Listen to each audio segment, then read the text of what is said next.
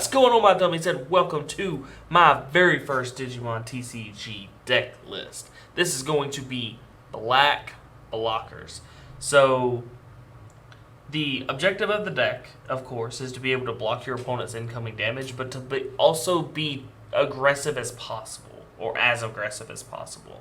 So, without further ado, let's try to jump into it, and I'll try to explain as we go. So, the Digitama, the first one we're playing is Tsumemon. I don't like Tsumemon. There are better options in set 1.5, but as of right now, we're playing Tsumemon because we want that last Digitama. I'm playing it because I feel the need to, but me personally, I would not even play this card. I would just stick with the 4 Digitama because it's going to feel real bad when you reveal it and you know you're not going to do anything with it. The second one is Kapurimon. Okay. Basically, inheritable skill during your turn. If your Digimon has reboot, plus 1,000 power. Really good card. And it works around what the deck is trying to do. We're trying to swing, untap, or become active so we can block. So we can do it all over again. So it slows down your opponent as much as possible. So, we also get down here to the rookies. We're playing a 4-4-4 split, so 12 rookies. The first one is ToyAgumon. ToyAgumon gives reboot as an inheritable skill, so he automatically allows us to reboot all of our blockers. Black is known to have blockers, but they also don't have the -2 memory blockers that everybody else has, so it allows us to swing and come back with our blockers. So in the early game, we can actually compete with these Rookie Rush or aggro decks and keep the damage to a minimum if possible. The next one is Hagurumon. Hagurumon basically is our efficient rookie. It allows us to the early games not to give our opponent much memory if we have to play another rookie. And 3,000 power isn't bad, especially if we can swing with it. And finally, we have Gotsumon. Gotsumon is really good for regular play. He's got 3,000 DP, really good. However, he's got blockers. So, I don't like Gotsumon whenever set 1.5 comes out. In my opinion, he'll be replaced with something else. Maybe. But having that blocker against Rookie Rush could essentially be a really good thing. And at the same time, there's also stuff like Machinedramon or Greymon that are playing rookies. Or even Piedmon, for example. Piedmon plays level 4 lower rookies, so Entmon. It allows us to keep our security at a minimum, even if it is only just a rookie Digimon. Getting down here to the champions. We have Numemon. It's our cost-efficient champion. That's all it's for. Plus, in set one that's coming out for us, he doesn't really do very much for us. I like my cards doing stuff, but at the same time, he doesn't do anything but memory efficiency. And I want to try to not lead you guys on. When I build my decks. Me personally, I wouldn't play these efficient cards, but that's not to say you guys shouldn't play it at all, right? The second one is Greymon. He is one of the core centers of the deck, along with ToyAgumon. Basically, Greymon says if the Digimon has a reboot, it gains jamming. Jamming, if you do not know, whenever you swing at the security stack, the opponent will reveal something off the security stack. If it is a Digimon, those two Digimon battle. If you lose or if it's a tie, your Digimon is destroyed. So jamming, what it does is it ignores the fact that if it battles a Digimon, it would die, which is really, really good. It's normally a blue Digimon, a blue color thing, but we got it on Greymon. It's really good. So right now, as the line goes, we have reboot and we have jamming, which is essential. It's great. Guardromon's in here. Guardromon will be in here even after set 1.5 comes out. If you guys want to, I'll do another deck tag with upgrades whenever that stuff comes out. Guardromon, what he does, 7k blocker, so he essentially can block ultimates and trade with them. So, that amount of power is insane, in my opinion, and should not be overlooked. The downside to Guardromon, however, is the fact that he cannot attack. So like while you have him, he's just there. However, there are some instances where like you actually evolve into the Guardromon in your security or in your Digitama stage, and you bring him up just so you can block. Also, you can't see it. Yeah, there is supposed to be two of those. Like it's supposed to be a 4-4-4 split. Sorry, I messed that up. That is totally my bad. We're gonna get over here to the ultimates and the megas. So ultimate wise, we have Andromon. Andromon 7K blocker, can attack, unlike Guardromon, and it doesn't have the -2 memory that Gotsumon has. So like it's very efficient for the deck. I would, however, be playing the vanilla. However, the vanilla has the exact same cost as Andromon, but it is a 9K body. I don't care to play it. However, I'm not saying you should play it or shouldn't play it. If you wanted to, I would start replacing Andromons in this deck for, I think his name is Megadramon. Megadramon has 9K power. It's really good against any ultimate that turns it over in the security stack, and he trades really well. Excuse me, guys. But that's the only reason I would play the Andromon or the Megadramon. Otherwise, Andromon is just fine. He is a 7K blocker. He trades with almost every single ultimate that is not vanilla. So like that should be good enough to where like even the Piedmon decks have to look at him and be like, all right, let's slow down a little bit. Let's not make this a big deal. Next Digimon that's ultimate is going to MetalGreymon. MetalGreymon has an inheritable skill just like ToyAgumon and Greymon. This is how the line works. It has an inheritable skill. If you have reboot, security attack +1. This is where we're getting most of our damage with our reboot. So like the line is supposed to go jamming, security attack. So you don't die to your security checks and you're checking twice every time you swing at the security stack. And you're guaranteed reboot because of ToyAgumon.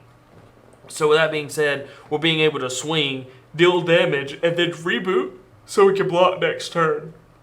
Which is really, really good.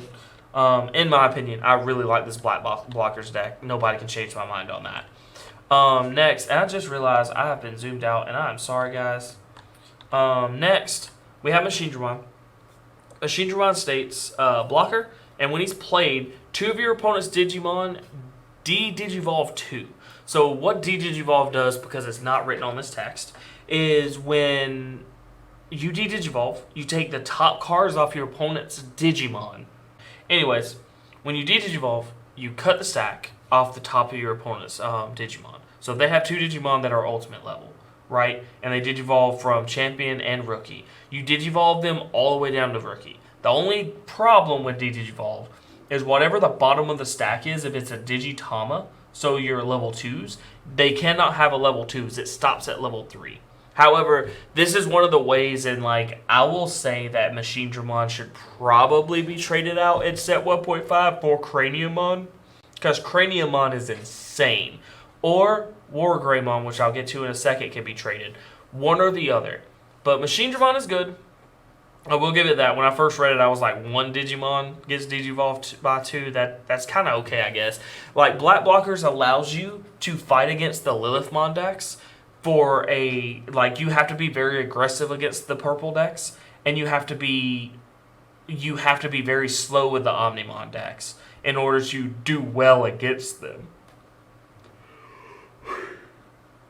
However, the Machinedramon stops your opponent from being able to go into Omnimon extremely quickly. Like, you push your opponent back with the Digivolve, and on top of which, let's say like you pass your turn when you evolve into Machinedramon, you're getting the de-Digivolve 2, you get the reboot, and you get the jamming on it. So like even if your opponent's not able to deal with the Machinedramon that turn, you have blocker, they can't do anything, but you're able to swing with what's up under it to gain that reboot, because he still will have reboot after you Digivolve. So you can swing with the ultimate level, Digivolve Machinedramon to de-Digivolve 2 Digimon, and then end your turn because you played it, and then he will activate again because he has reboot. Reboot is a very underestimated mechanic, and I wish more black cards had it. Right now, I think there's only 2 cards that have it, and it upsets me so much. The final Digimon on this list is I've got one more Digimon to show. The next one on the list is WarGreymon. WarGreymon has both blocker and reboot. Alright? His power level is lower, just like Machinedramon. You kind of want it a little bit higher, but that's where our Tamers and our Digitama come from, so we can get that power. The difference between WarGreymon and Machinedramon is Machinedramon really needs the ToyAgumon to be able to get the reboot, so you can get the abilities from the MetalGreymon and from the Greymon. However, WarGreymon can gain those abilities because he already has reboot built in. So he's able to get the security attack +2, and he's also able to gain the jamming so he doesn't die. The black Digimon are inherently weaker than most Digimon. However, like, being able to block and being able to attack and then upset themselves, like reactivate themselves, is a really good mechanic, and I think people are underestimating it overall. It doesn't look like he does much on the surface, but this WarGreymon is a really good card. Don't look over him. Don't just look over him. But next in line is our last Digimon. Our last Digimon is Millenniummon. Digivolves from a black or a purple Digimon for 6. We're playing him not because he's a broken Digimon or anything. We're playing him instead of an option card or another Tamer, because I don't think there's another Tamer in in the first set, not 1.5. I think it comes out in 1.5. And then the other option cards aren't as good. You could inherently replace these or the Megadramon if you wanted to, but I still feel like this Millenniummon is a really good card to play. So basically, on Digivolve, you return one of your opponent's Digimon to the bottom of the deck. That Digimon's Digivolution sources are discarded, so they're gone, no more. This effect like by itself is not good to use against purple. However, using this against Omnimon is really good because that pushes them back to the point where they can't Omnimon you next if you get Millenniummon first. However, if they do get Omnimon first, Millenniummon does nothing for you. So, like, you have to get Millenniummon first. No ifs, ands, and buts. Now, one really cool thing is if you do the line going all the way up to Machinedramon, and they end up getting to their Mega level again, and they're like, all right, next turn, I'm playing Omnimon, I'm going to win this game. You can go Millenniummon and pass to your opponent, because 9 times out of 10, you're going to. 6 is a lot of memory to be using. But if you're able to do that, you spin that Digimon back to the bottom. All of its Digivolutions is on. You can swing with the Millennium or with the Machinedramon first. And like if you go ToyAgumon, Greymon, and MetalGreymon, this thing now has jamming, security attack +2, and reboot. And then his last effect is when he's destroyed. When he's destroyed, if he had Digivolution sources, you may play it from your trash without playing your mana cost. Now, that ability in itself is very, very good. I think if there's ways to put Digivolution sources under things, I think Millenniummon's going to be a card that's very scary. So it's definitely one to keep a lookout. If you're looking for cards for set 1, that would be good. Millenniummon's one of those cards that I would say, yes, this is a good card. Do not underestimate it. Just like I would say that Greymon is a good card that is black, and MetalGreymon is a good card that is black. Moving forward, Giga Cannon, we're playing as a 4 of, is our option card. It allows us to combat Lilithmon easily. It allows us to combat any of the 2 Omnimon decks easily. Rookie Rush doesn't care that you play this card. Now, Rookie Rush, if it's as prominent as it is in Japan, is going to be a very potent deck here in America. And if that is the case, this card will not do anything. And like, there are other option cards you can play. I can't think of any off the top of my head. But like, there's other ones you can play. Like, there's one I think that costs 4 that doesn't really do anything. I think it gives blocker to something until the end of your opponent's next turn. But a security effect says untap everything that has blocker and give them all plus 5,000 power, which is a really good effect. It allows ultimates to block, or it allows your level 5s to block your level 6s, your level 6s to block Omnimon. Like, it's a really good card. Like, it slows down your opponent. They can't do anything. So if you want to play that over Giga Cannon, by all means, do so. I'm just playing Giga Cannon because it slows down Omnimon decks and it slows down the Lilithmon decks, because Lilithmon is going to be very, very scary in my opinion. I don't know why they decided to release it at 1.5, but they did. The final card of the deck is going to be Tai Kamiya. Okay, I don't know his last name. Fight me. I know I'm going to get some bad comments. Security, play it without play at its cost. I believe all Tamers have this ability. At the start of your turn, if you're at 2 or less memory, your memory becomes 3. This is very important because this allows you to evolve into something like WarGreymon without passing your turn over.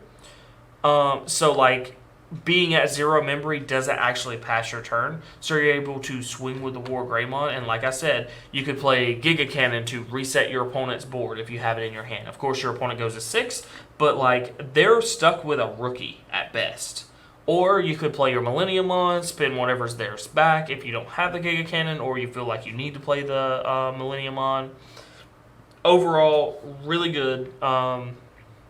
Really good start of turn effect. I think every color should have a Tamer by now that has +2 or memory becomes 3. The final effect this thing has is on your opponent's turn, and this is where it becomes important for your blockers. This guy is this Tamer is extremely important for the deck. Basically, all your black Digimon get +1000 on your opponent's turn. So this is kind of like a inheritable skill from our Digitama, but this is a permanent ability. Because as far as I know, Tamers can't be messed with. They're stuck on the field. They're not going anywhere. So like, if we start stacking these, our blockers start becoming as big as Omnimon, and Omnimon can't keep up with it. He'll have to come into play and destroy it, but by that time we're gaining memory, we're being efficient, we'll be able to play the mega level or level 6s a lot easier. But anyways, guys, that is the deck. Black blockers. If you liked the video, don't forget to like, comment, subscribe. Tell me what you guys thought, if you like the deck, if you don't like the deck. Just give me some pointers. But until the next time, peace.